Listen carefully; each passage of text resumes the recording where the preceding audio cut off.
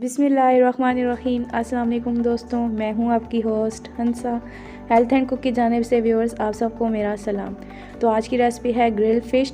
तो 2 बड़े पीसेस यहाँ पे मैंने फ़िश के ले लिए हैं और उसके हमने कट के निशान लगा लेने हैं। इस तरीके से आप कट के निशान लगाएंगे तो मसाला अच्छी तरीके से फ़िश को मिल जाएगा। और रेसिपी स्टार्ट करने से पहले बस छोटी सी आप सबसे गुजारिश है मेरी, subscribe now and press the bell icon, never miss an update. Grill fish बनाने के लिए हमें किन किन मसालों की ज़रूरत है। सबसे पहले यहाँ पे व्यूअर्स मैंने लहसुन ले लिया है 3 जवे, 3 से 4 जवे ले लिए हैं। और उसके बाद अदरक है उसके 2 छोटे जवे।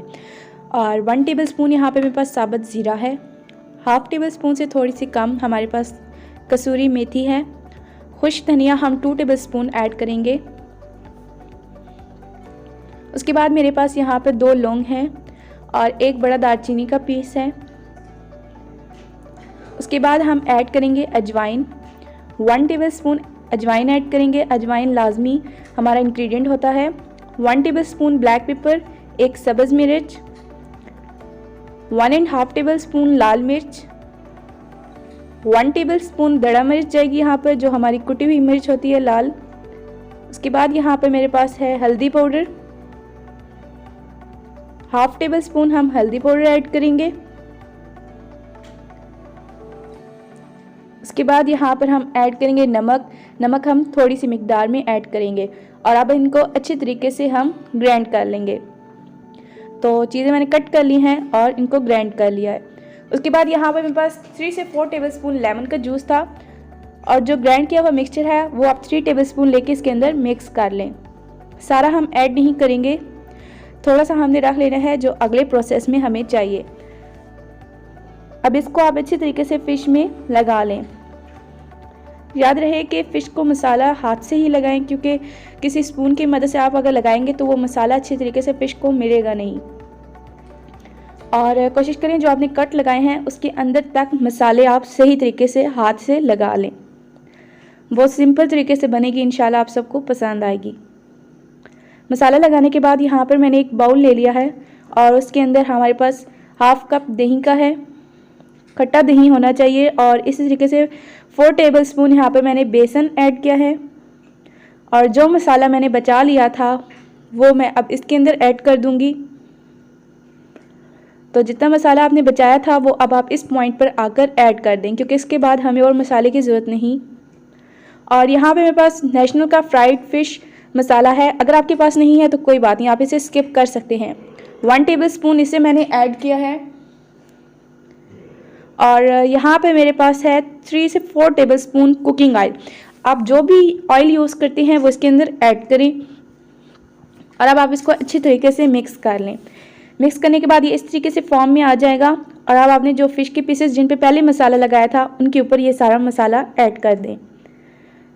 तो फिर वही बात है कि आपने हाथ से अच्छे तरीके से मसाले को मिक्स करना है, क्योंकि हाथ से जब हम मसाला मिक्स करते हैं तो बहुत ही अच्छे तरीके से, चाहे चिकन हो चाहे फ़िश हो, उसको अच्छे तरीके से मिल जाता है। और वही बात है कि कट के अंदर लाजमी आपने हाथों से मसाले को डालना है, ताकि अंदर तक हमारी फ़िश को मसाला मिल जाए। और बिल्कुल ये ना हो कि हमारे अंदर टेस्ट ना आए और बस ऊपर ऊपर से टेस्ट आए। तो देखिए इस तरीके से मैं सारा यहाँ पर मिक्स कर रही हूँ। तो अगर आपको मेरी रेसिपीज़ अच्छी लगती हैं तो आप इसे लाइक ज़रूर करिएगा और फ्रेंड्स के साथ शेयर भी कीजिएगा। तो अब आपने इसको रखना है 6 घंटे के लिए। मसाला लगाने के बाद आप इसको 6 घंटे के लिए रख दें और ठंडी जगह पे रखिएगा।